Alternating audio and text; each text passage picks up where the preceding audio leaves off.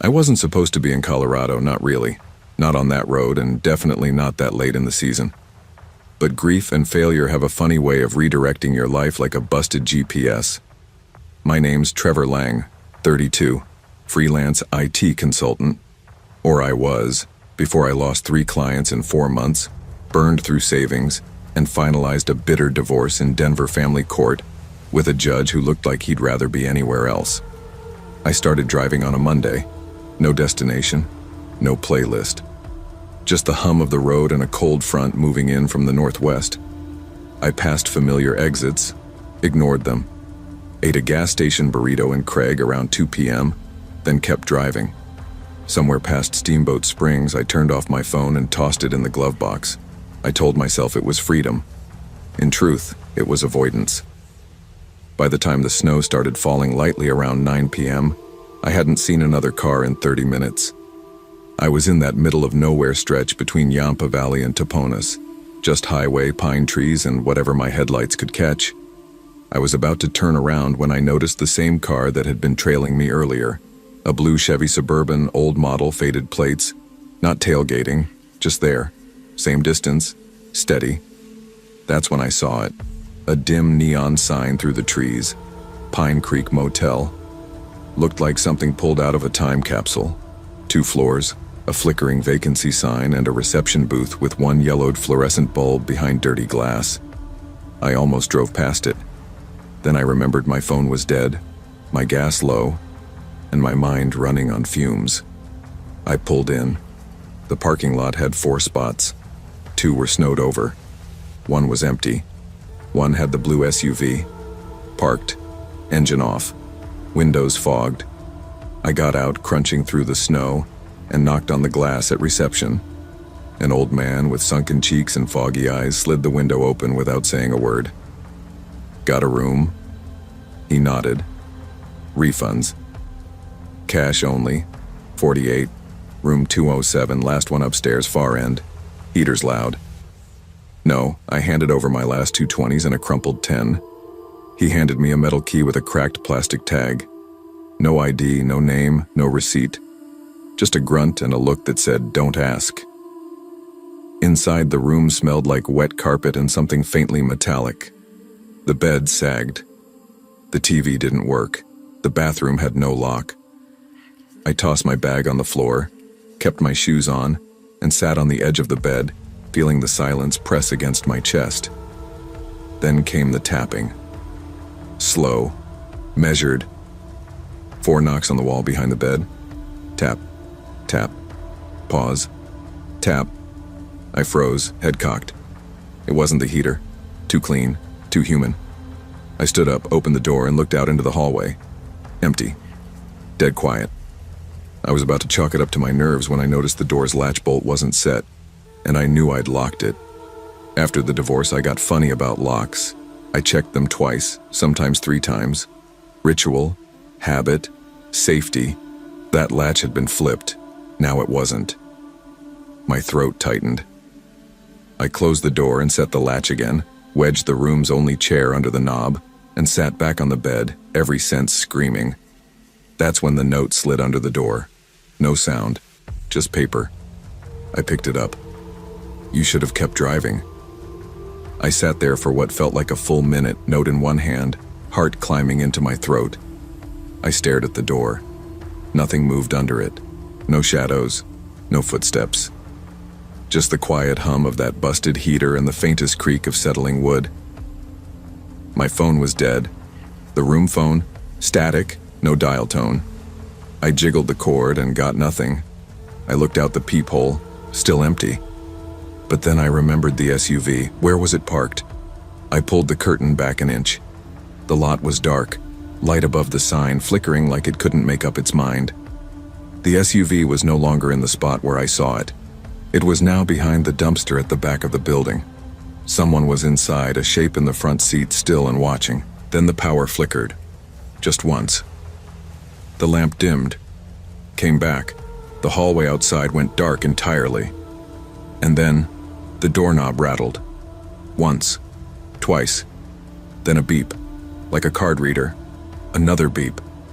I backed up toward the bathroom. No weapon in the room. Not even a hanger strong enough to do damage.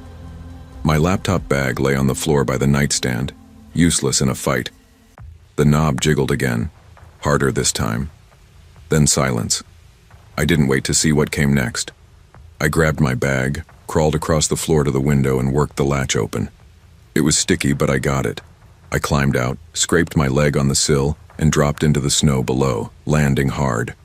My knee screamed, but I kept moving. I didn't run for the lot. I ran behind the building, into the trees behind the motel. Branches whipped at my face. The wind picked up. Snow in my eyes. My breath puffed out in clouds. Then I found it, a maintenance shed. Small, wooden, almost invisible. I pulled the door open, ducked inside, and collapsed against the wall. I sat in the dark, listening. Footsteps crunched nearby. Slow, measured, then a pause, then the sound of keys or metal jingling. I held my breath. The footsteps passed. I didn't move. Minutes passed, maybe more. Eventually, headlights flared in the trees. Then the low rumble of an engine. The SUV peeled out of the lot, tires slipping once on the ice before disappearing up the road. I waited longer, until the cold soaked into my bones. Then I made my way back around the building to the front office. Empty. No lights. The front door was ajar. The desk inside was abandoned. The old man? Gone.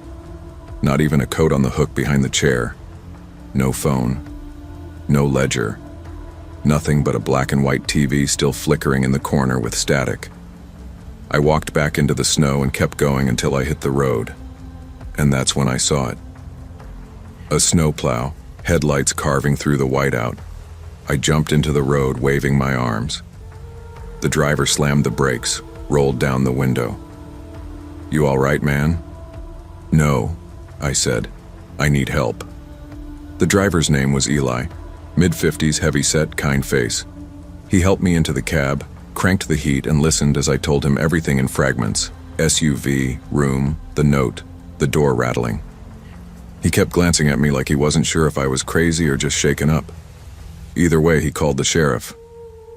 "We'll meet him at the highway junction," he said, then looked over. "Empty? You said the desk was like no one had been there in hours." He frowned. "That place has been closed for almost 2 years." I turned. "What?" He nodded. "Pine Creek shut down after a fire in the main office. Place got a citation for health violations. Was supposed to be condemned last spring. That old man, the room key. I've seen squatters turn those places into all kinds of setups. Drugs, sometimes worse." We met the police 10 minutes later, 2 deputies in a snow-ready cruiser. I repeated everything again, trying to sound calm, rational. They took me back to the property. No lights. The office door swinging in the wind. Deputy Haynes went in with a flashlight. "There's nothing here." The room I'd stayed in, 207, was unlocked. My laptop bag was still there, chair still wedged under the knob, but no note, no paper. "Could have been some transient messing around," the other officer said. "But you did the right thing. People disappear out here all the time." "And that SUV? We've had alerts out on a vehicle like that, seen in Utah, Wyoming, linked to 3 missing persons reports. All travelers. They bagged the room key, said they'd follow up. I never heard back. They let me sleep at the station that night. Not that I really slept.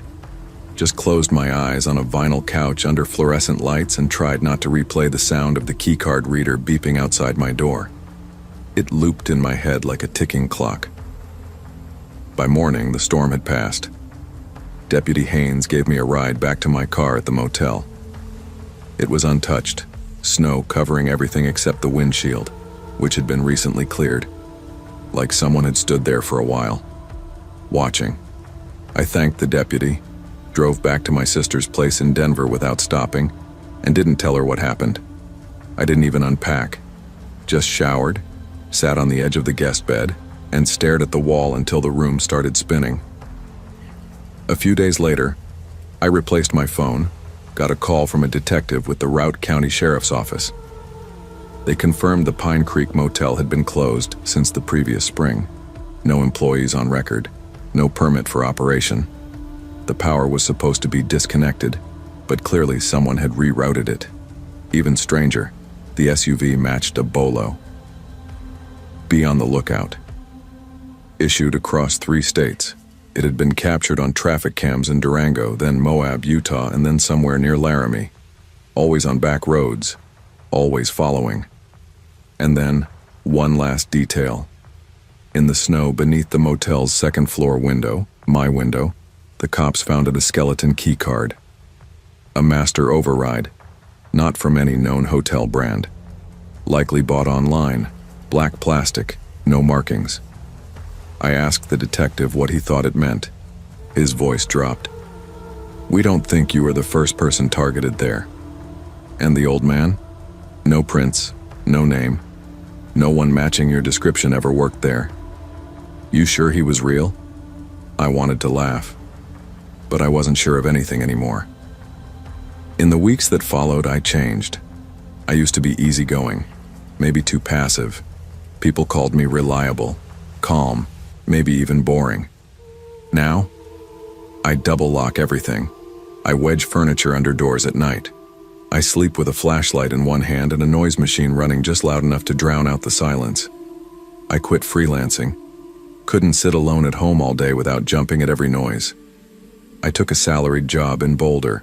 More co-workers, more movement, less time to think. But the damage was done. I see things now. A parked car that sits too long outside my house. A man standing too still on a street corner. Sometimes I follow people in the grocery store for a few aisles just to make sure they're not following me. It's exhausting. But it's not paranoia. It's instinct. Because I've seen how little it takes for your life to tilt sideways. How quickly your name becomes a footnote in someone else's plan. The blue SUV? Never found. The old man? Never identified. The camera system at the motel turned out to be fake. Decoys with no wiring. There's a line people like to say when something bad happens. It could have been worse. They don't know what they're talking about, because sometimes the worst thing isn't death. It's surviving without understanding why you were chosen. It's having to pretend that a motel, a hallway, and a locked door didn't almost become your final resting place. I didn't tell many people this story. Not because I'm ashamed, but because no one really knows what to say when you do. You can't joke it off. You can't wrap it up with a silver lining, but I can offer this. I can. If something feels off, don't wait to find out how wrong it can go. Don't assume your instincts are just anxiety. Don't give your trust to strange places just because they offer shelter from the storm. Danger doesn't always announce itself with a knife or a gun. Sometimes it starts with a tapping on the wall, a beep at the door, and a voice in your head that says, "You should have kept driving." I moved to Greystone, Wyoming without much fanfare. Just me, my car, and a suitcase full of burnt hope. I was 27, fresh from Seattle, recovering from a toxic job where my boss praised me by day and tore me down by night. I needed simplicity. I needed quiet. That's when I saw the job posting. Front desk receptionist at Maple Crest Inn. Small town motel, no frills, no crowds, just a steady paycheck and a single-room apartment above the office. It felt like a lifeline. My first night was peaceful. Light rain pattered on the windows.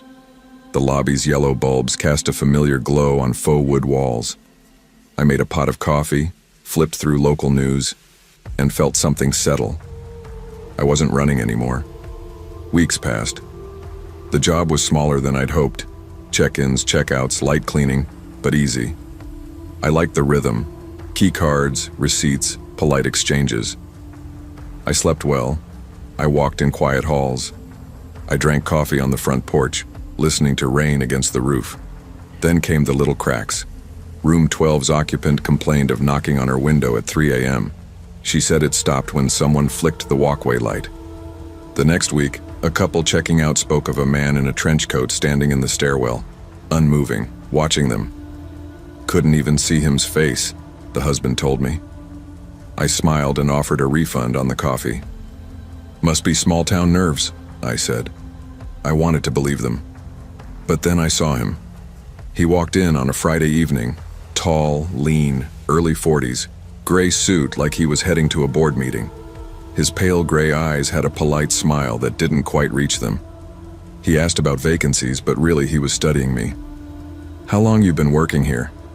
he asked casually. "A few weeks," I said. He nodded, friendly. "You live on site?" "Yeah. My room's upstairs." "Ever think of doing something bigger than this?" I laughed nervously. "Not really." He smiled, left. "You should." He slipped a $20 bill in the guest book. "Thank you." Then I shrugged it off. Strange but harmless.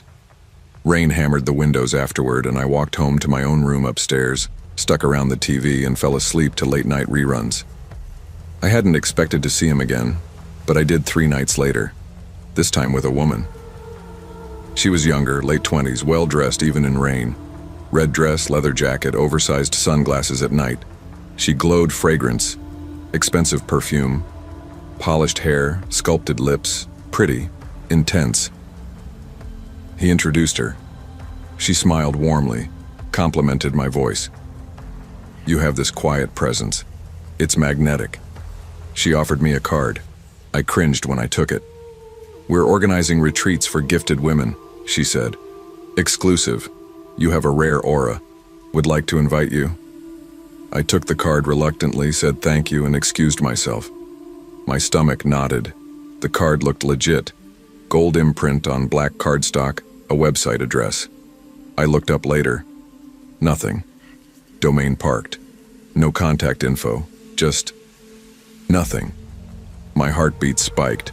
I threw it out. But he and the woman, their eyes lingered. Less than a week later, I walked to the lobby at closing time. Rain had picked up. Harder.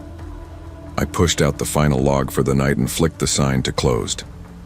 That's when I noticed the black SUV under the broken streetlight in the parking lot. Engine idling, headlights off, no license plate. I swallowed. Inside, I told myself it was the motel manager or my boss's truck. But no, this wasn't standard. That truck was several blocks away, at his house, and it wasn't idling under a flickering lamp at midnight. The next night, it was there again. Same spot. Rain-dark, hooded windows. I started checking the camera feed. Every 2 hours. The SUV never moved, and the phone line cut out again. The 3rd time this month. Dead. I checked the breaker. Fine. I called my boss at home. He sounded tired, distant. "Probably storms," he said. I didn't feel reassured. That Tuesday evening, I locked up guests by 8:30. I swept the lobby, cleaned a coffee spill, and pulled the sign to closed at exactly 8:50 p.m. That's when I felt it. Someone just outside the door. I froze. Heard the rain's hush against the glass. My eyes searched the lobby camera, just lobby, door ajar slightly. No storm, someone pulled it open. And there she was again. The woman. No man this time. She'd walked in through the unlocked front door. She didn't carry an umbrella. Her hair was sleek, damp at the ends. She wore sunglasses visible under the dim ceiling light. She was smiling, just smiling, waiting. I thought about asking her to leave. Instead, I walked her to the door. I asked quietly, "Can I help you?" She shook her head. "Just checking in on you." She paused, leaning against the doorframe. Then she said low, "You shouldn't be alone tonight." I slammed the door. I hit lock. I grabbed the desk phone. Dead.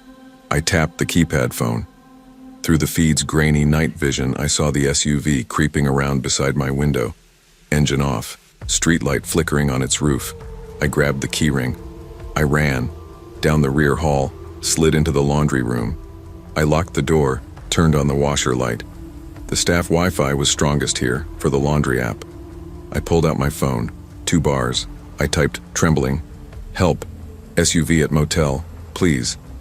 I messaged my boss, who said he was 15 minutes away. 3 minutes later, headlights carved the lot. SUV screeched and shot off. Within 10 minutes, a sheriff's cruiser pulled in. Deputies jumped out, inspected room 14's file. Front desk file, name fake. Online ID copied. The card? Traced to old scam site used to attract claimants to disappearances. Scary stuff. Women who took the bait never showed up. They watched the security footage. They saw a man in gloves, a duffel bag, try entering my room via back exit door, then flee when car lights flashed. I sat in the wet grass under flashing red and blue. Rain dripped off my hair. I realized how close I got, and how lucky I was to run. They escorted me home, sat me down in my own kitchen. I wrote everything down. 1 week later, I quit. I moved to Salt Lake City. I take long drives on rainy nights just to remind myself that paranoia isn't crazy. It can save your life. But I'm different now. I tuck keys inside my clothes. I lock back doors twice. I don't smile at strangers too warmly. I trust instincts. When something feels off, even in a quiet place, you have every right to act on it. Trust your instincts. Boundaries aren't rude, they're necessary. Your safety isn't optional. My name's Lucas Marin. I'm 29, born and raised in Phoenix, Arizona, and until recently I had what I thought was a decent life. Steady job at a mid-sized tech startup, a live-in girlfriend named Ava, plans for a dog, maybe a house. Then within 2 months, it all fell apart. My company folded unexpectedly, laid off half the staff with a generic mass email. Ava stuck around for a little while, but it became obvious she wasn't in it for the long haul. She told me I'd changed. Maybe I had, and a week later she was gone too. So I did what people do when they feel like they've lost everything. I loaded up my Honda Civic with the essentials: clothes, computer tower, some old framed photos, a pair of sneakers I couldn't part with, and a shoebox of what Ava didn't want to take back. My destination was Austin, Texas. A buddy of mine had a couch to spare and a possible job connection in his marketing firm. It wasn't glamorous, but it was a reset. By the time I hit Sierra Blanca, I'd been driving almost 13 hours straight. The desert had started to feel endless, wind-blown, dry, and anonymous. My body ached. My phone was on 3%, and the sky had darkened into a stretch of cloudless navy. I didn't even know where I was exactly. I hadn't planned to stop, but when I saw the rusted sign flickering Desert Lantern Lodge in faded red neon, I turned in without thinking. The parking lot was cracked, mostly empty except for a pickup with a missing tailgate and a dusty minivan. The office lights were yellowed and buzzed with old fluorescents. Inside, a kid, maybe 17, eyes glued to his phone, handed me a key card without much more than a grunt. Room 6. Far end. No ID check. No receipt. Just that plastic key and a barely there nod toward the door. I didn't care. I just wanted to sleep. Room 6 smelled like bleach and mildew. The floor creaked with every step, and the bathroom mirror was cracked in the top corner. One curtain refused to close all the way, and the bed looked like it hadn't been rotated since the 90s. But I was too exhausted to think about it. I dropped my duffel by the edge of the mattress, peeled off my hoodie, and lay back fully clothed. The hum of the old AC unit did a decent job of drowning out my thoughts. I was almost asleep when I heard the door handle rattle. Soft at first, then again, and again. At first I thought maybe it was wind or maybe the door hadn't latched fully. I stood, pressed it shut, turned the deadbolt, and climbed back onto the bed. But then came a knock. Slow. 3 times. Then a voice.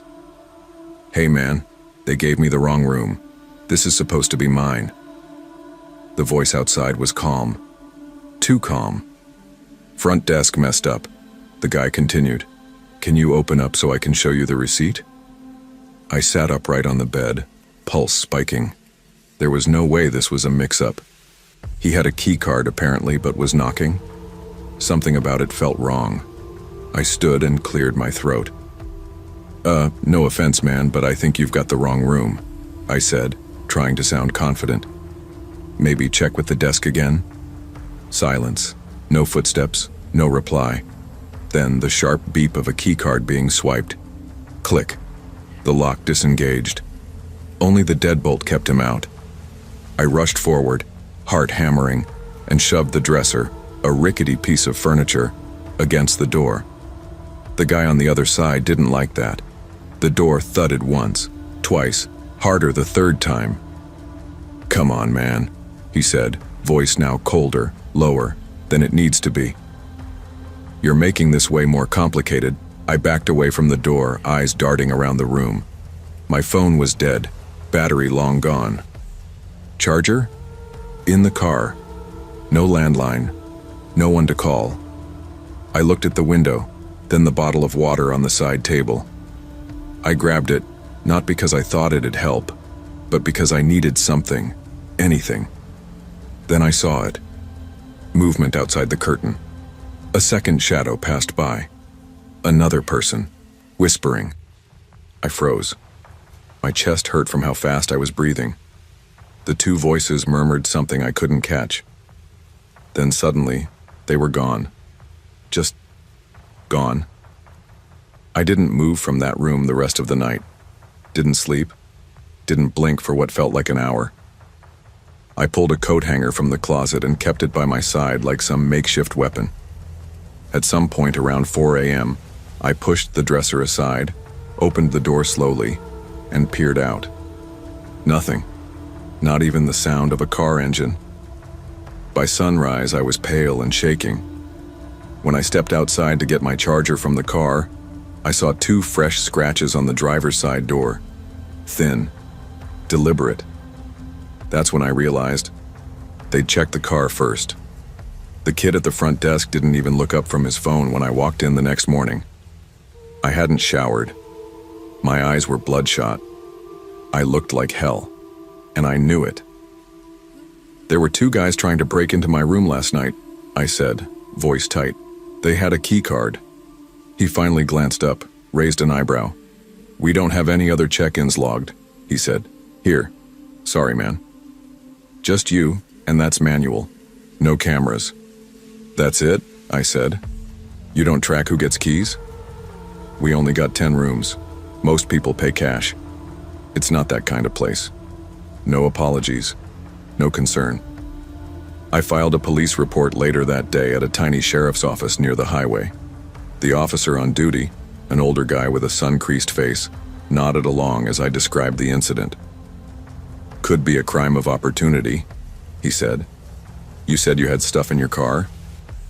"Yeah," I said. "Boxes. My name tag from work was on one. Sounds like they saw it, picked your room. Could have cloned the card or bribed the front desk kid to give him one. Happens more than you'd think. No signs of forced entry, though?" "Not with a working card," he said. "Trespassing. Thin ice, legally speaking. And if they didn't get in, that's technically just attempted. I left the station feeling less safe, not more. I didn't eat that day. Just drove straight to Austin with every box tied down, every stop carefully chosen, and every motel I passed ignored.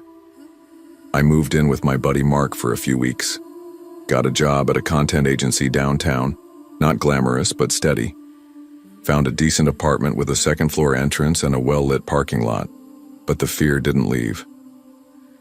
The first time I stayed at a motel again, 6 months later for a work trip, I triple-locked the door and jammed a chair under the handle.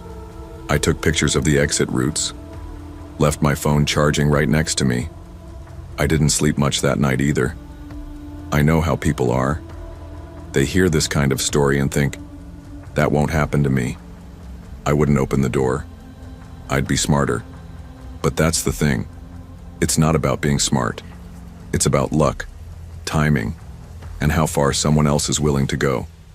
The guys outside my door in Sierra Blanca, they were ready. They'd seen my name, picked my room, had a key. They didn't just stumble across my car by chance. They had tools, and they knew how to use them. The only reason I'm here telling this story is because that bolt held. That bolt saved my life. I never got closure. The police never found the men. The motel's kid clerk swore he didn't remember giving out a second card. I stopped pushing, moved on or tried to, but I changed. I never book ground floor motel rooms anymore. I always charge my phone in the car and the charger comes inside. I carry a door wedge when I travel, even to hotels that seem upscale. Trust is expensive now. There's a difference between fear and awareness. Fear paralyzes. Awareness prepares. I think about that night often, not with anger, but with a quiet understanding of how vulnerable we are when we assume the world works the way it's supposed to. When we assume someone knocking on the door just wants to talk. When we assume the key card they have means they belong. They don't always belong. And not every mix-up is a mistake. Always trust your instincts. Sometimes your body senses danger before your mind can make sense of it. In moments of uncertainty, hesitation can be the difference between safety and regret. In the wrong hands, access is power, and survival depends on how prepared you are when no one else is watching. People think pharmaceutical sales is glamorous. Flights, hotel points, power suits. But the truth is it's mostly spreadsheets, cheap motels, and long days trying to convince overworked doctors to try a new cholesterol drug. I've been doing it for nearly 12 years. I'm good at it. I know how to read a room, how to charm without pushing, how to get through the gatekeepers and leave a brochure behind like it was their idea. I used to enjoy the road, the freedom, but something changes after you become a mom. I used to travel light, just a roller bag and a smile. Now I carry guilt with me, heavy as anything else. My name's Marla DeWitt. I'm 38, based out of Buffalo, and the mom of a sweet, curious 6-year-old named Jonah. My husband Evan holds down the fort while I crisscross state lines. He's patient in a way I'm still learning to be. Never complains, never guilt trips me. Even when I miss the little things, a music recital, parent-teacher night, Saturday pancakes. The trip to Langston was routine. Early fall, one of those weeks when the trees are still green, but the air carries that first hint of cold. My territory covered Ontario for the week. Smaller cities, rural clinics, a few regional hospitals. The kind of places where everyone knows each other's first name and nothing moves fast. I flew out Monday morning, connecting through Toronto. On the flight from Pearson to Langston, I sat next to a well-dressed man in his 40s. Introduced himself as Grant. He said he worked in medical devices. Orthopedics, I think. Tall, salt and pepper hair, clean nails, soft voice. Just enough polish to seem professional, not enough to feel rehearsed. We talked shop, nothing flirty.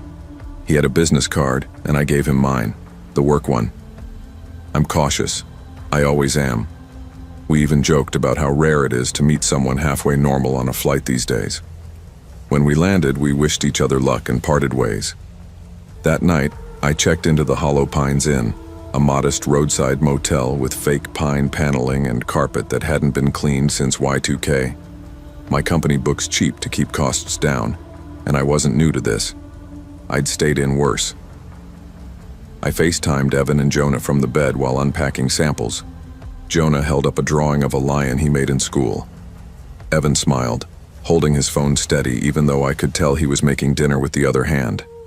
We talked about the week ahead, what groceries needed restocking, whether Jonah could stay up to watch cartoons. It was domestic, warm. When I hung up, I felt a strange kind of peace. It didn't last. It was 10:20 p.m. I was already in pajamas, brushing my teeth when the motel phone rang. I assumed it was a wrong number. Hello? A young woman's voice, polite but hesitant. Hi, ma'am, sorry to bother you. We just wanted to confirm, your husband is here at the desk. He says he's surprising you and asked for a key copy. I stopped mid-motion, toothbrush still in my mouth. My heart did a strange, heavy dip. I'm sorry, my husband is in Buffalo. Who exactly is down there? There was a pause, then some whispering in the background. Tall gentleman. Said his name is Mr. DeWitt. He gave your room number. Said he wanted to surprise you. He mentioned the name Evan. Every hair on my body stood up. I don't know who that is, I said. Do not give him a key. Do you hear me? Yes, ma'am. Understood. I slammed the receiver down and called Evan. He picked up on the second ring, standing in our kitchen back home. I could see the microwave clock in the background. He was still in a t-shirt, holding Jonah's drawing in his free hand. "Hey babe, everything okay? Someone is pretending to be you." "What?" "He's at the front desk. Said he's my husband. He knew your name." "What the hell? Are you okay? Do you want me to call the police?" "I'm going downstairs." "Marla, wait, don't go alone." But I was already dressing, grabbing my jacket and slipping on flats. My stomach twisted. My hands wouldn't stop shaking. I walked fast, phone clenched like a weapon. When I reached the lobby, he was already there. Grant, from the plane, standing by the front desk with his hands in his coat pockets, cool as ever. When he saw me, he smiled like we were old friends meeting for a drink. "Hey," he said. "I hope this isn't too weird." I stopped cold. The girl at the desk glanced nervously between us. "What are you doing here?" I asked. My voice didn't sound like mine. It was tight, clipped. I thought we hit it off. I figured maybe it would be nice to have a drink, talk more. I didn't mean to scare you." "How did you know my last name?" He shrugged. "You said it on the plane." "No, I didn't." He smiled like I was being cute. "You talk in your sleep?" he offered, joking. "Lucky guess?" I backed away a step. He didn't come closer, but he didn't look concerned either. "Security's on the way," the desk clerk said quietly. Grant didn't flinch. He looked at me for a moment longer, then said, "Didn't do anything wrong." "It was just a friendly visit." He turned and walked out, not rushed, no confrontation, just faded into the dark parking lot like it was part of his exit plan. The girl behind the desk stared after him. "You want to call the cops?" I nodded, but my voice was stuck. The officer who came out that night was polite, but there wasn't much he could do. No crime had been committed, technically. Grant hadn't forced entry. He hadn't assaulted me. He hadn't even shouted. He was just unsettling. They reviewed the security footage. It showed him walking in. No room key, no reservation. He hadn't booked a room. He'd just shown up. I went back to my room shaken. I locked the door, bolted it, jammed the armchair under the knob, checked the closet twice. The business card he gave me on the plane was still on the dresser. I picked it up and looked closer. No company logo, no job title, just his name, Grant Hensley, and a number. I dialed it. Disconnected. I slept with the lights on that night. At 5:45 a.m., I woke up to the sound of paper sliding across the carpet, a folded note, pushed under the door. I didn't want to touch it, but I forced myself to pick it up. Written in perfect cursive, the kind no one uses anymore. "You're even more beautiful when you're scared." I left the Hollow Pines Inn before sunrise. Packed in 15 minutes, didn't even shower. Drove an hour to the nearest city and paid out of pocket for a high-rise hotel with 24-hour security and keycard elevators. I called my manager and told her the route had to change. I wasn't going back to Langston. I wasn't going to any more small-town motels for a while. For the next few months, I kept the curtains closed in every hotel room, slept with my suitcase against the door, changed up my routes, switched to digital cards only, never gave out my information again, not even my last name unless it was absolutely necessary. My husband was supportive, but it changed him too. He started meeting me halfway on some trips, made excuses to call every night, even if we didn't have much to say. We both needed to feel like someone was watching the other's back. I never saw Grant again. No one did. The police had no record of him. No ID, no room, no fingerprints. It was like he never existed, except in my memory and that folded note I burned in the hotel sink. People underestimate how much danger can hide behind a smile. We think that if someone's calm and polite, they can't be dangerous. But that's exactly how they slip through, by acting like they belong. I still travel for work, still check in with the same suitcase, the same pitch, the same smile. But now I carry something else too, a knowledge I can't unlearn. Because it wasn't just a misunderstanding, it was a warning. Trust your instincts, even when they feel inconvenient. Danger doesn't always shout. Sometimes it whispers with a smile, speaks softly in hotel lobbies, and hands you a card with no job title. Be polite, but be aware, because not every knock at the door comes from someone who belongs on the other side. You don't plan to end up working the front desk at a highway motel in the middle of Nevada. No one dreams of that. It's something you fall into, like a slow collapse. I was 25, a college dropout, half grieving and half numb, working overnights at the Sunvale Motor Inn off Red River Boulevard, just outside Crescent Pass. The sign buzzed at odd hours. The desert wind whispered like it had secrets. And me, I just wanted the nights to pass quietly. After my dad died last spring, everything started slipping. I'd been in my third year at UNLV, double majoring in psychology, and something I don't even remember now. My mom moved out to live with her sister in Boise. I didn't blame her. Our old house was too quiet, too full of ghosts and bills. And I couldn't pay rent and tuition at the same time. So, I came here. I needed to be somewhere still. And still is exactly what Crescent Pass is. A place time forgets. The Sunvale Motor Inn sits at the edge of a two-lane road where headlights disappear fast and silence lasts for hours. It's got 16 rooms, a vending machine that eats quarters, and a lobby that smells faintly of lemon cleaner no matter how much I scrub the counter. My shift runs from 10:30 p.m. to 6:30 a.m. On paper, it sounds boring, but in reality, boring can turn on you quick. Most nights, I saw the same things. A couple of truckers pulling in for 4 hours of sleep, tourists who got lost and needed directions back to I-80, the occasional teenager trying to buy a room with a fake ID and a debit card that wouldn't swipe.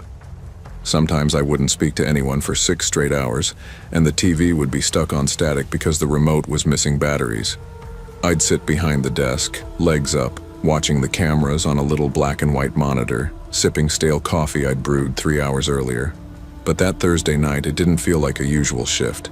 It was subtle, the kind of thing you can't explain, just a pressure in the air, like the desert itself was holding its breath. At around 2:15 a.m., I stepped out to dump the lobby trash. The dumpster sat behind the building, just past the vending machine alcove near room 3. I'd done that walk 100 times. Nothing ever happened back there. But this time, I saw someone standing behind the soda machine. Just standing. He wore a red hoodie, the hood pulled up tight.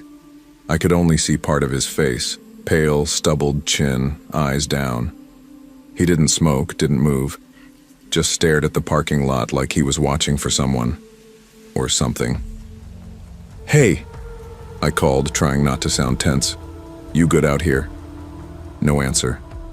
He didn't flinch, just slowly turned and walked behind the building. No eye contact, no reaction. I stood there a second longer, holding the trash bag like a shield, and tossed it in with a little more force than necessary. My heart thudded as I walked back to the lobby, locking the door behind me. 2 minutes later, the lobby door opened. It was him. Same red hoodie, damp around the neck like he'd been sweating. He walked in like he belonged there, glancing around, hands in his pockets. "Car broke down," he muttered. "Maybe. My buddy's on his way. Just up the road. Need a flashlight or something. Or tape." I stood behind the counter, trying to keep my face neutral. "I can call roadside assistance if you want." "Nah," he said quickly. "Ain't necessary. Just need to peek under the hood. Left my phone in the truck. You mind if I borrow yours? Real quick?" I shook my head. "No phone back here, sorry." Lie. I could feel it buzzing in my back pocket. "But I can call someone for you." He paused. His eyes narrowed slightly like he was trying to decide how far to push this. Then, on the monitor to my left, I saw movement. Camera 2, angled toward the guest parking area, caught something. A second figure, crouched low near the passenger side of an old brown sedan. The shadows made it hard to see, but he was moving slow, deliberate, like he was waiting for a signal. I swallowed hard. "Who else is with you?" I asked, trying to sound casual. The guy blinked. "No one," he said, just like that, flat, like I was stupid for even asking. I turned, pretending to check something in the back room. My hand hovered near the silent panic button under the counter, a little metal nub installed after an attempted robbery 2 years ago. I pressed it. It didn't make a sound, didn't flash, but I hoped it worked. "I'll go grab a flashlight," I said. "Hang tight." He smiled, tight, humorless, and nodded. "Sure." I walked into the hallway and locked the door behind me. Then I stood there, barely breathing, watching the screen. The man in the hoodie exited calmly. Outside, he met the crouched figure near the car. They talked for half a second, then both sprinted into the darkness, beyond the edge of the parking lot and into the brush. Gone. I didn't move until the deputies arrived, 12 minutes later, and I didn't realize until after they left, until after I started rewinding the footage, that the second man, the one crouched by the car, he hadn't stayed there. He'd crept all the way around the building, to the back employee entrance, the one I sometimes forgot to lock. That night, I had locked it. Thank God. He was 2 steps away from getting inside, and I had never even heard him. The next morning, I left my shift with adrenaline still crawling under my skin. I didn't sleep. I didn't eat. I just sat in my rusted-out Corolla outside the sheriff's office, half waiting for something more to happen. But it didn't. When I gave my statement, Deputy Morales was polite, patient, but detached, like he'd heard stories like mine a dozen times before. Maybe he had. This wasn't Vegas. We didn't have high-rise hotels or downtown nightlife. Crescent Pass was an in-between place, the kind of town where trouble didn't always announce itself. It wandered in and out under the cover of quiet. "They didn't get inside," Morales said, reading from his notes. "That's the good part." "Yeah, sure. Good part. But they tried, and they got close. Too close. The footage showed it all. The man in the red hoodie distracting me while the other crept around the back. I'd watched it 10 times. That second guy had a tool in his hand. Maybe a Slim Jim, maybe a pry bar. It was small, but he held it like he'd used it before. That's what stuck with me. These weren't just drifters looking for a place to crash. They had a routine, a plan. "Any chance they knew someone here?" I asked Morales. "Had a grudge? Maybe targeting the motel?" He shook his head, being pros. "Doesn't look personal, just opportunity. Could be pros or junkies playing it." I left with nothing but that phrase echoing in my head. Opportunity. It made me sick to think I could have been it. The next few shifts were uneventful. That was worse somehow. Every time the door creaked or the cameras flickered, my muscles tensed like I was preparing to duck or swing. I started bringing a crowbar with me, sliding it beneath the front desk just in case. I checked the locks twice, sometimes 3 times. I kept the back hallway light on even though it buzzed and gave off heat like a toaster. I stopped stepping out to take out the trash. Let it pile up. There was one moment, 3 nights later, when a woman and her kid came in during a rainstorm. Their car had broken down a few miles out. The kid was crying. She was soaked to the knees, and I almost didn't unlock the door. I stood there behind the glass, watching her bang on it with her palm, and it took me a second too long to convince myself this wasn't another trick. That hesitation hurt. She gave me this look when I finally let them in. Not angry, not scared, just disappointed, like she'd expected better. I gave her towels and tea from the supply cabinet. Let them stay in the breakfast room until a tow truck arrived. The kid fell asleep on the bench. She kept thanking me. I kept nodding like I deserved it. But I didn't, because I almost let fear leave them out there in the dark. That night, I stared at the lobby monitor and thought about how thin the line was between caution and cruelty. 1 week after the incident, a man checked in under the name Dennis R. Paid in cash. Normal enough, but something about his smile, too wide and too fast, scraped against something raw in me. I tried to shake it. He had a beat-up sedan, no license plates. Said he was on his way to Utah. He asked for room 3. Room 3. the one the man in the hoodie had been standing near. That twisted a knot in my chest. I told him room 3 was out of order. Plumbing. Gave him room 8 instead. That night I didn't take my eyes off the monitor. Hours passed. He never left his room. No noise. No lights. Around 3 a.m. I saw movement. Not from him, but near the dumpster. Someone crouched low again. Just a shape this time. Gone before I could see clearly. I stepped back from the monitor and realized I'd started sweating. I didn't call the police. I didn't press the panic button.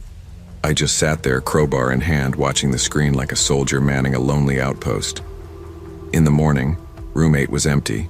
Sheets untouched. Keycard on the dresser. He hadn't slept there. I quit the motel 2 weeks later. It wasn't dramatic. I handed my keys to Anita, the morning manager, told her I appreciated the opportunity, and walked out. She didn't ask why. I think she knew. She'd seen the way I jumped when the ice machine rattled, or how I flinched when guests leaned over the counter too fast. I packed that half-filled suitcase from under my bed and drove out of Crescent Pass with no destination, just a need to breathe in a place where danger didn't feel like a fog creeping around the edges of your night. I found a job later at a car rental desk outside Reno. Day shifts only. It took months before I stopped waking up from dreams of soft footsteps and broken locks. Even longer before I could stay in a motel without wedging a chair under the doorknob or sleeping with my keys in my hand. The worst part wasn't what happened. It was how close it came, how quiet it was, how danger didn't crash in with sirens or gunshots. It whispered, waited, tested the knob to see if you'd made a mistake. What I learned working those graveyard shifts is simple. Evil isn't loud. It's patient. It doesn't break down the door. Not at first. It knocks politely. Tells you it needs help. It leans on your good nature and waits for you to forget the lock. It's not always a monster. Sometimes it smiles. I used to think I had a pretty good sense of people, that I'd know when something felt wrong. Now I trust the lock, and I trust my gut, more than I trust a smile. Not every threat announces itself. Sometimes it waits quietly, watching. The smallest acts, locking a door, listening to instinct, can be the difference between safety and tragedy. Trust your gut. You don't owe politeness to strangers who make your skin crawl, because survival isn't always about strength. Sometimes it's about attention. Long weekends used to mean something different. They used to mean pancakes on Saturday mornings, beach towels that smelled like sunscreen, and my parents actually smiling at each other instead of arguing about things I wasn't supposed to hear. But this time felt off before it even began. It started with the drive. Ocean Pines was only 3 hours from our place in northern Maryland, but it took us 5 because Mom and Dad couldn't agree on the GPS. We didn't even have the music on most of the time, just the sound of tires and tension. Dad had found a great deal on a motel called Seabrook Bay Inn. He said it looked old-fashioned but clean, and Mom just rolled her eyes when he said it. When we pulled up Friday evening, it looked exactly like the pictures. Pastel pink shutters, white lattice trim, and flower boxes with half-dead geraniums. It was tucked right between a small marina and a quiet stretch of sand dunes. The parking lot smelled like warm pavement and salt air. I actually liked it. It felt quieter than the city, calmer, even if my parents weren't. Our room was on the second floor, room 214, nothing special. 2 queen beds, loud air conditioning, seashell wallpaper, and the same beach painting I've seen in every rental place on the East Coast. My bed faced the window, which had a little view of the parking lot.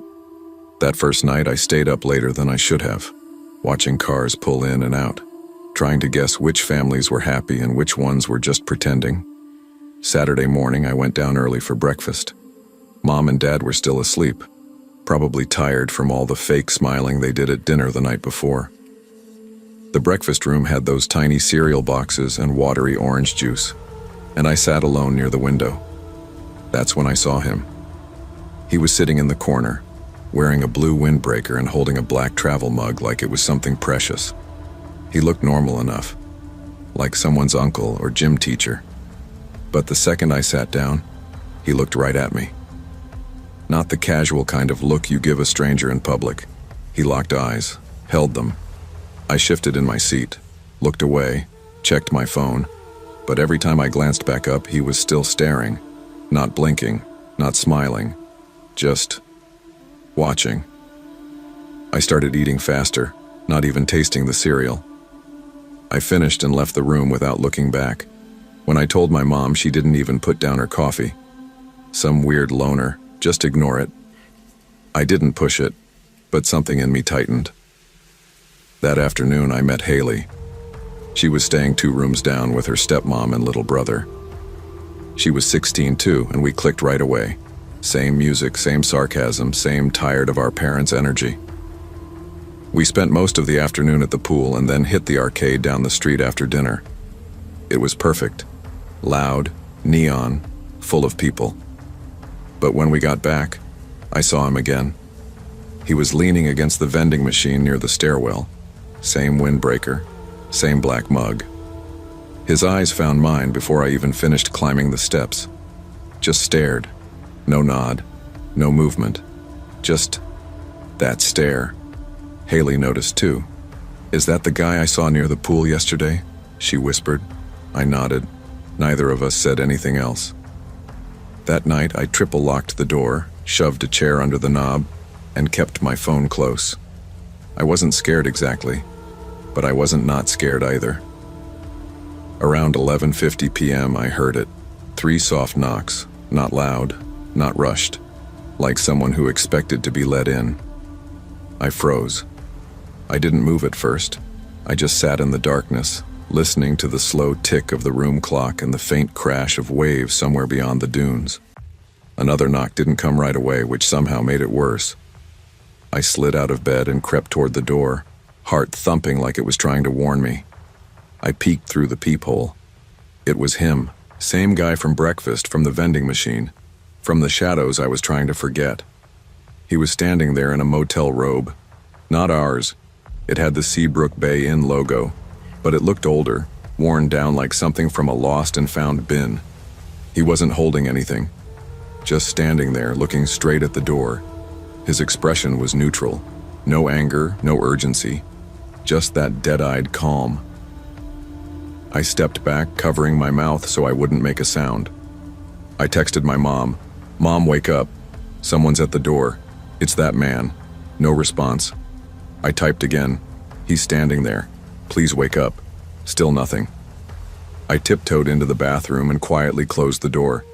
My hands were shaking so badly I dropped my phone once before I finally called the front desk.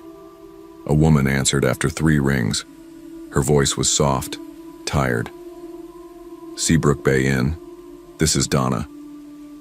I whispered, "There's a man at our door. He's been following me since breakfast. He's knocking right now. I think he's trying to get in." Silence then.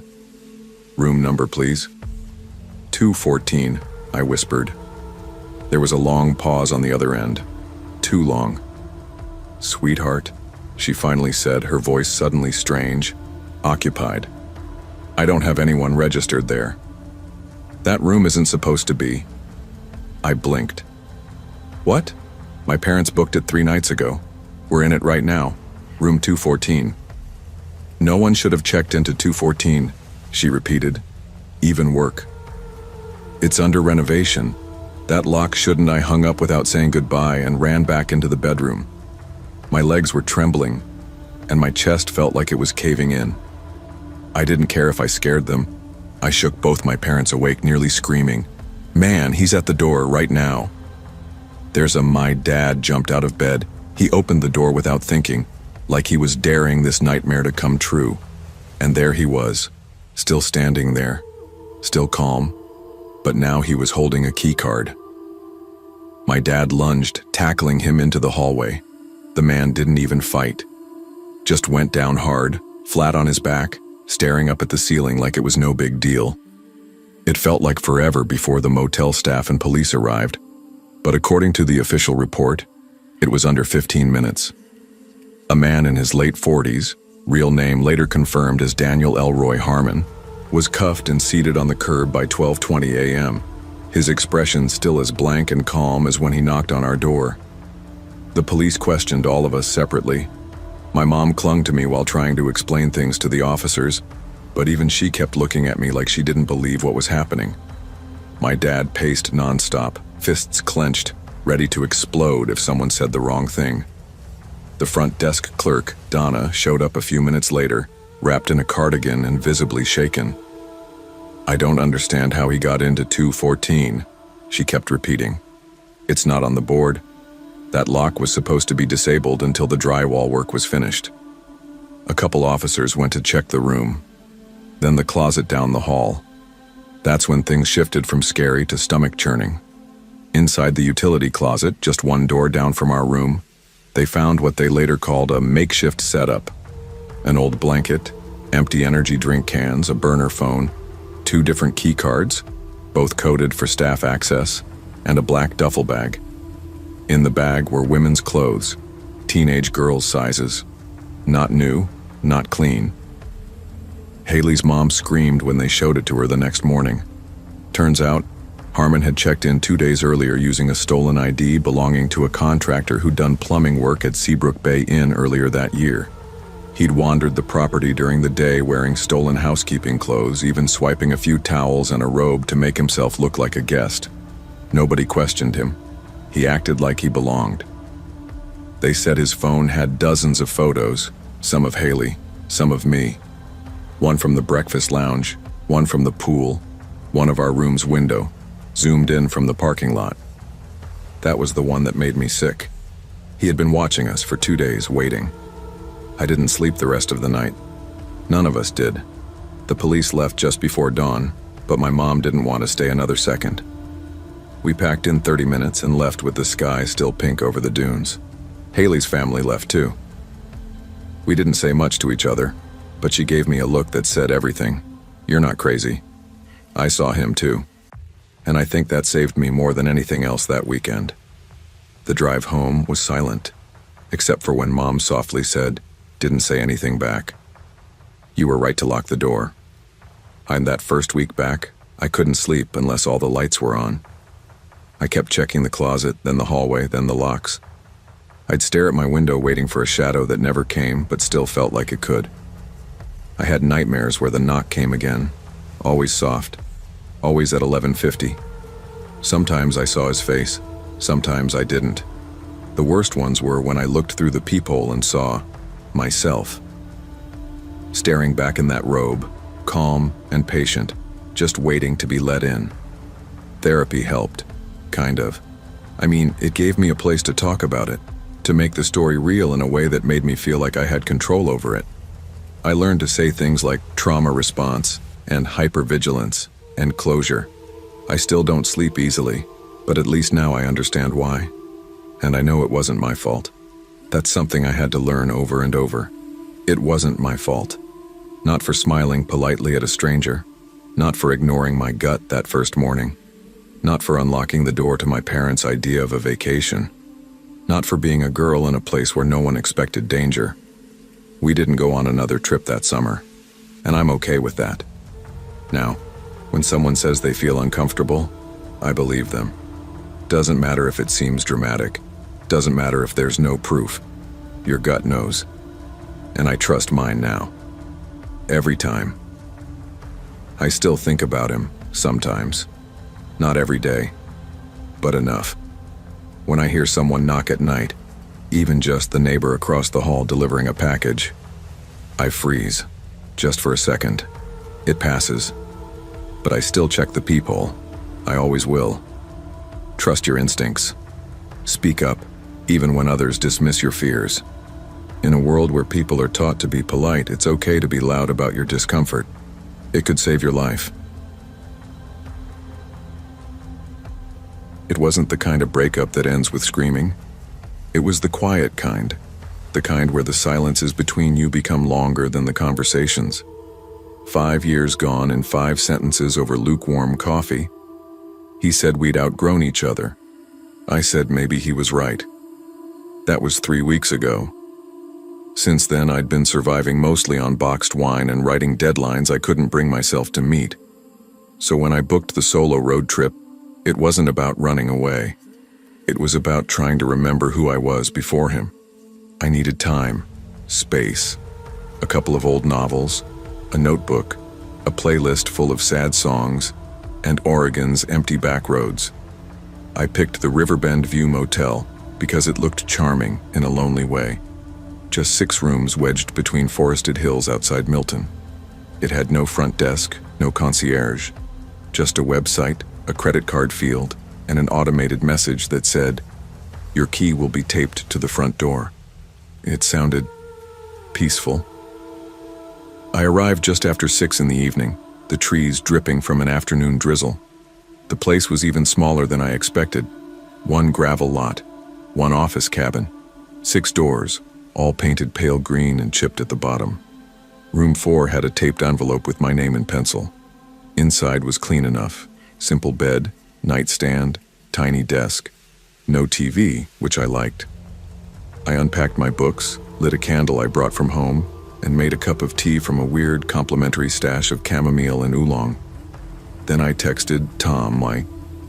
We'd met online 3 weeks ago on a dating site that promised no pressure, no swiping. Just long-form profiles and a lot of book recommendations. His bio said he liked Wendell Berry and grilled cheese. His photos were grainy, taken in soft light, usually outdoors. Always alone. That's what drew me in. He looked still. His profile said he was 31 and lived near Milton. He messaged me first. "You seem like someone who enjoys silence." "I do too." We talked about writing, about how hard it is to feel understood when you're naturally quiet, about why being alone doesn't always mean being lonely. He never pushed, just showed up in my inbox with short, thoughtful questions. We had exchanged maybe a dozen messages when I told him, casually, that I was taking a solo trip. "Riverbend View," I said, "some tiny motel in the middle of nowhere." He replied, "That sounds perfect. Want to meet? Somewhere public. No pressure." I agreed to meet for coffee the next day. I wasn't sure if I was ready, but I liked the way he phrased things. Gentle.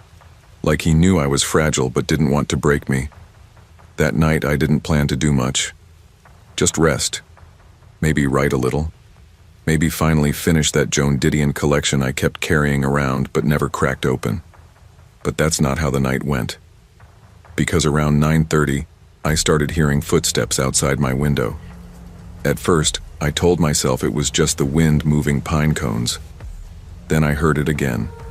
Slow, measured, like someone walking, stopping, then walking again. When I looked through the blinds, I saw only 2 cars, mine, and a white SUV that hadn't been there when I checked in. I hadn't seen anyone else arrive. I was used to being alone. That wasn't the issue.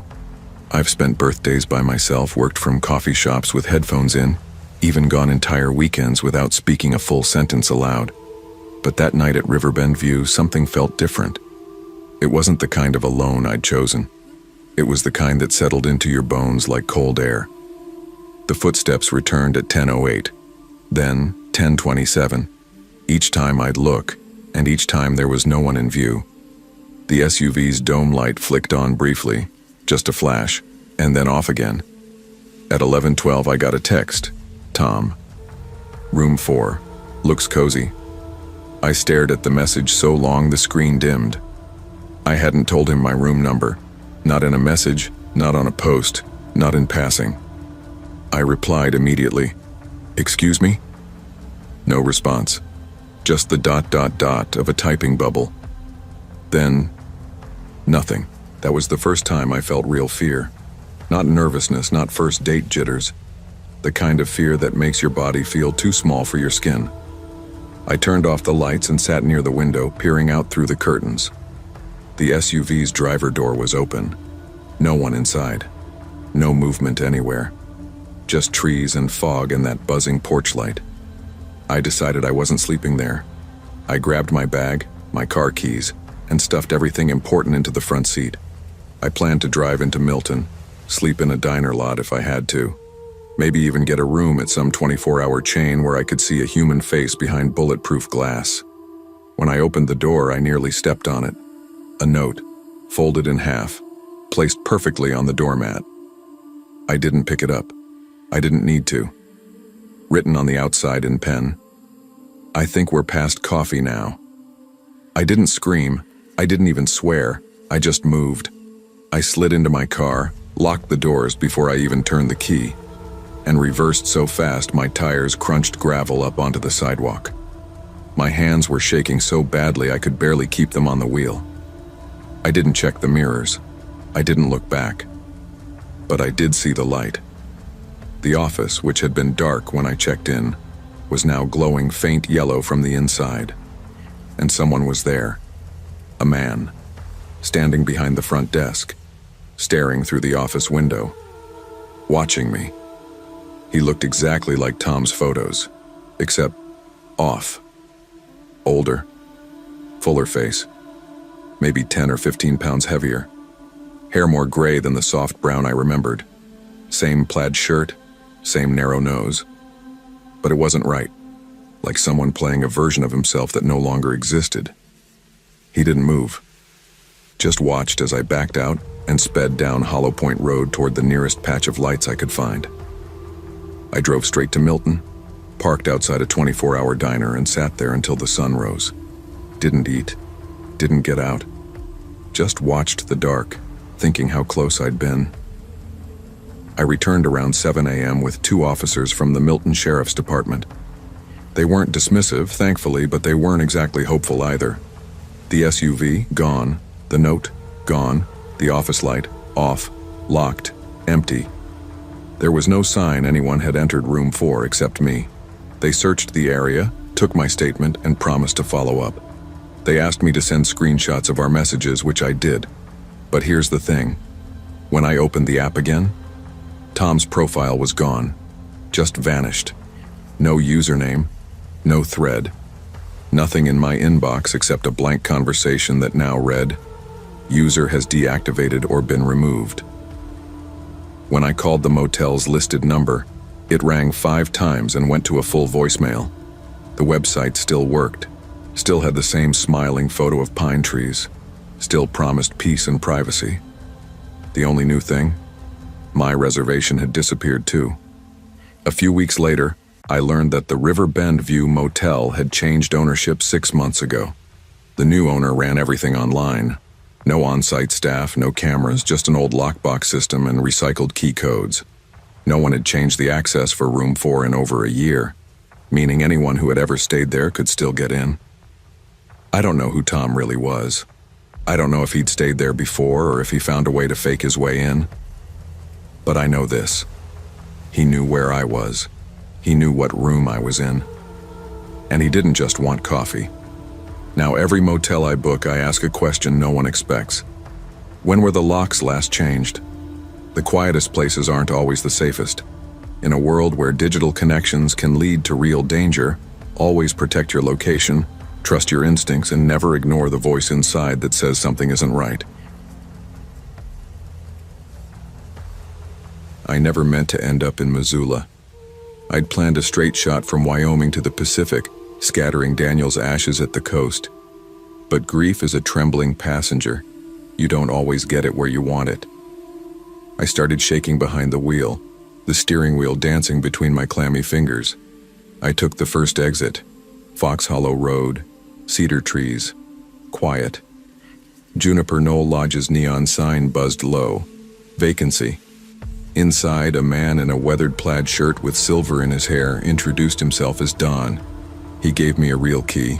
Metal, heavy, real. Just scratched 7 in faded ink. He said the heater worked. That's all I needed. I paid with a credit card I've kept mostly hidden these days. No questions asked. Perfect. The room smelled like cedar and dust and something ancient like memory. The bedspread crackled when I sat. I sank into it, pulling my knees close. Cold, cozy quiet. I set my phone by the nightstand and stepped outside for a smoke. Even the forest was subdued. No cicadas, not even a breeze. That's when I noticed room four's curtains moving. Fast, like someone ducked behind the window. I stared. No one there.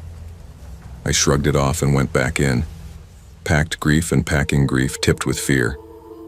Back in bed, I thought about Daniel. His laugh, the freckles on his shoulders, the way he held my hand in the dark. This trip was supposed to help me remember him without pain. Instead, something new scratched at me. At 9:40 p.m., there was a soft knock, gentle, polite, persistent. I assumed it was Dawn checking the smell of the heater or someone mixing up rooms. I cracked the door. A woman in a lodge sweatshirt stood there, older, anxious. She said, "Sorry, I thought you needed extra towels." Her voice trembled. I tilted my head. "I didn't," I asked. "Are you housekeeping?" She said no, just checking. She looked past me for a second too long, then forced a smile and walked away. The door clicked shut. I locked it twice. I lay awake, mind spinning.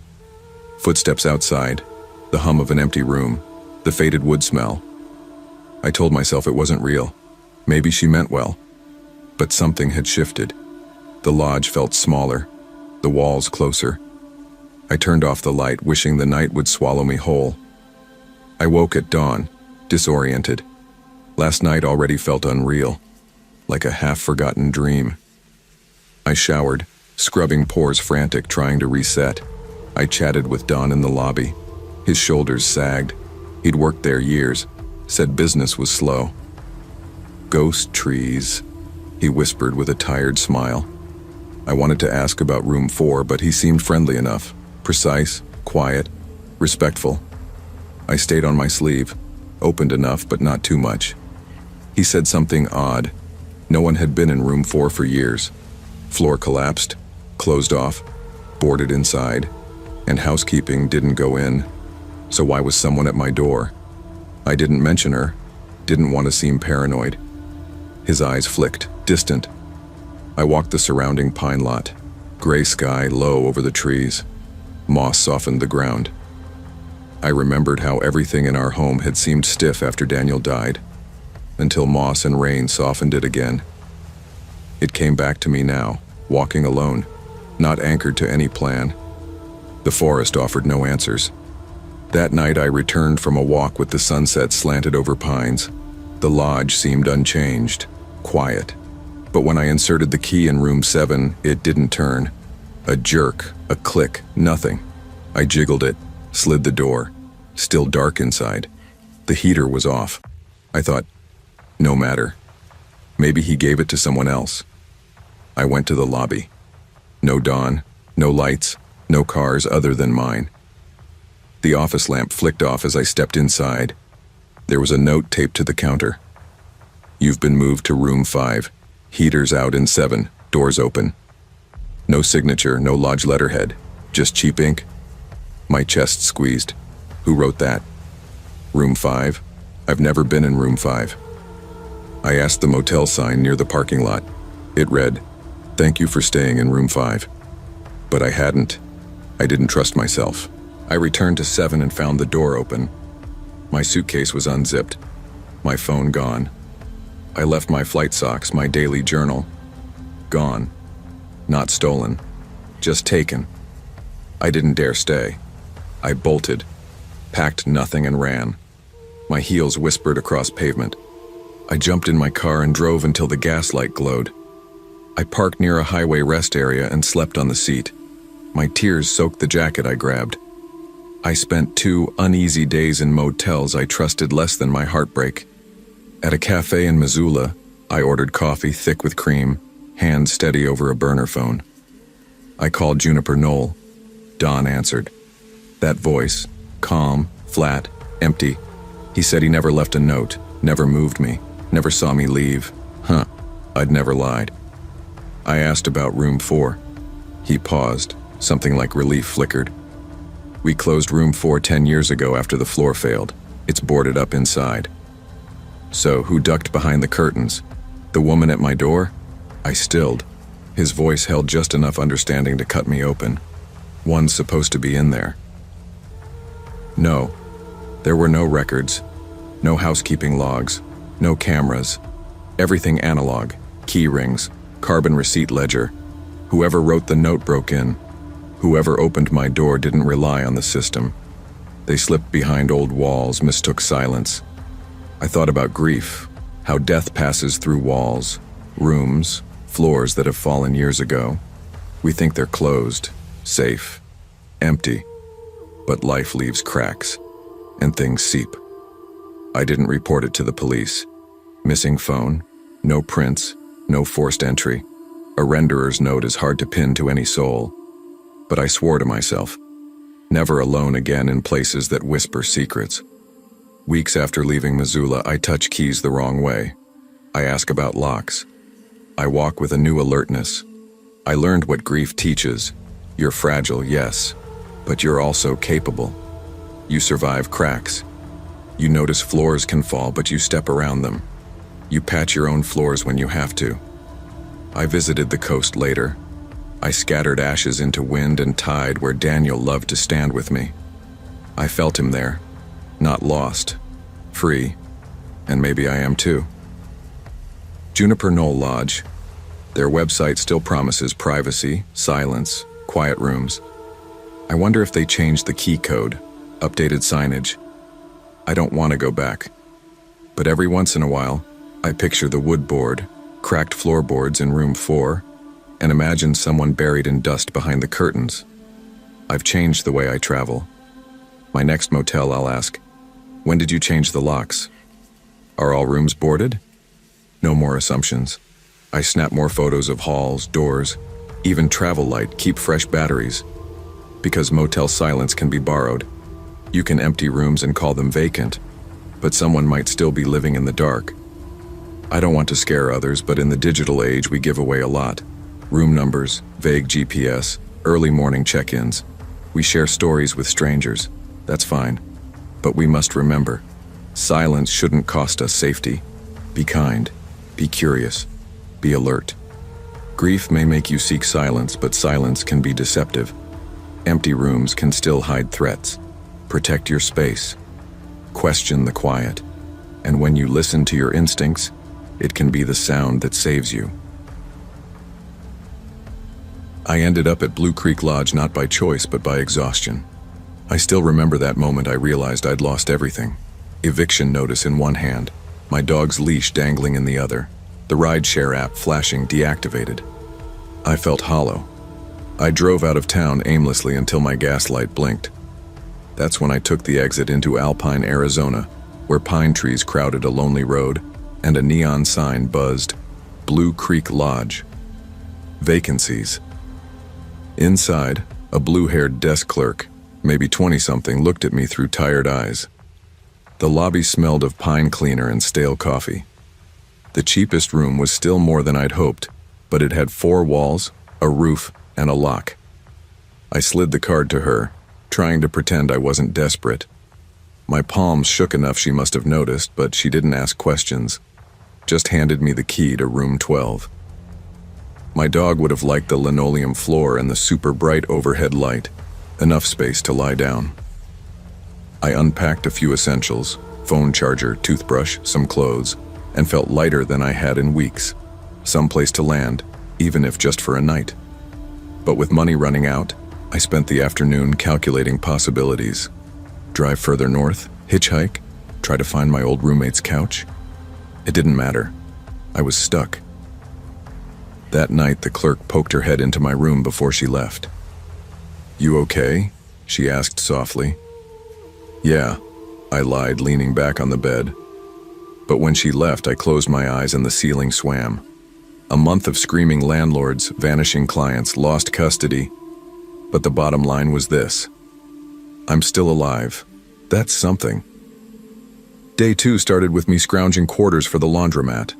I walked past a beige truck with a wooden trailer parked by the pine lot, thought someone was unloading, but didn't offer help. My phone dinged with the same paper ride waiting. Nothing. That afternoon, the desk clerk, I learned her name was Sarah, approached again.